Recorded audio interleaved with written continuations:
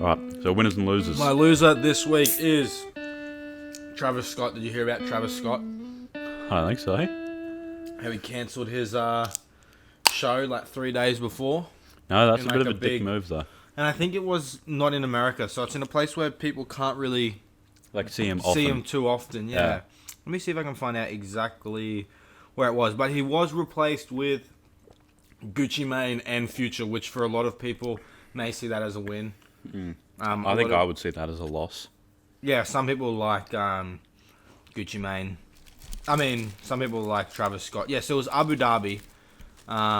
And he did 6 months of advertising. Or not him, but the event specifically did 6 months of advertising. And Kendrick Lamar did the same thing at the same event 2 years ago. And he was seen on the stage. Travis Scott was seen on stage. By the time you hear this, probably about a week ago. What's his new song? Highest in the room. Highest in the Room? No, there's one where he has a few features. Let me see if I can... Okay. Because he was on stage at the Arias or the... Because the Grammys haven't been yet. No, the Arias were in Australia. He definitely wouldn't have came to that. What is...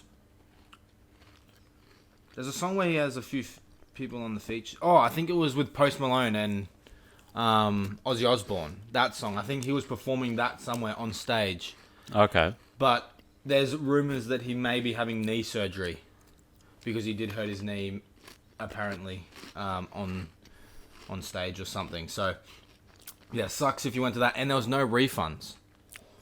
Okay, that's on the Dodgy event. work by the managers and the advertisers and the event coordinators and whatnot. And then my winner this week was Khalid. Came to Australia and we went and saw him. Yeah, that's right. I was going to ask you a few was- questions about that. What are you doing there?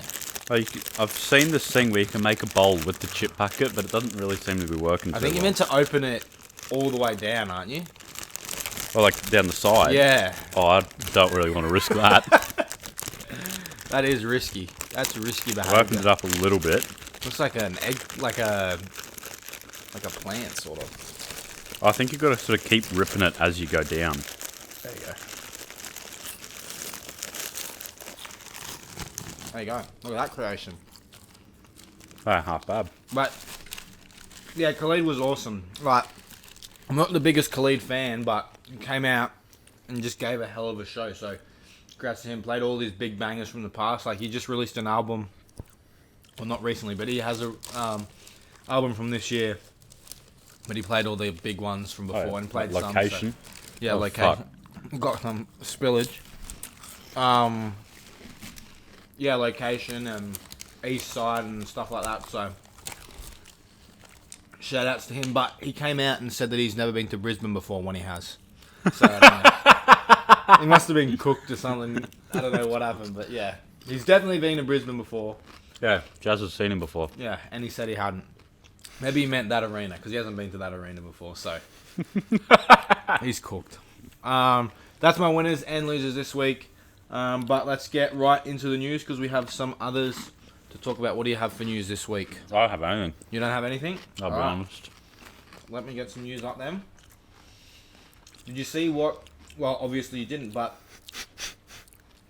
Have you heard anything about what GoldLink said about Mac Miller. Oh, I read it and I think it was maybe a step too far, but I don't think he meant it that way. Maybe I don't remember what he wrote. Yeah. But the gist that I got was we didn't used to get along, but then we did. Basically saying that he sort of stole his sound. Like, the Divine Feminine was stolen from earlier works of GoldLink. But then, Yeah, I didn't read it properly and then. then Anderson .Paak did come out, and obviously very good friends with Mac Miller, have multiple features together. And yeah, he came out and said... he came out and basically defended him and said that, like, I don't mess with that anymore, because he's worked with Anderson .Paak. Both artists have. And Anderson .Paak even said Like, you're not the first person to work with me. Like, you're not the first person to make an album about love and about heartbreak and things like that. Yeah. Basically saying that, like, whatever's going on with you, like, don't bring him into it. He didn't.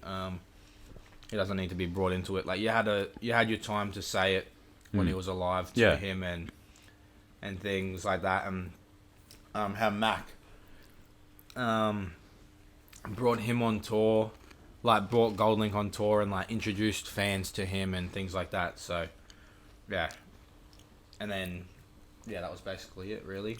So There you go. Goldlink, a bit of an odd response. Yeah. And Anderson .Paak called him a weird ass.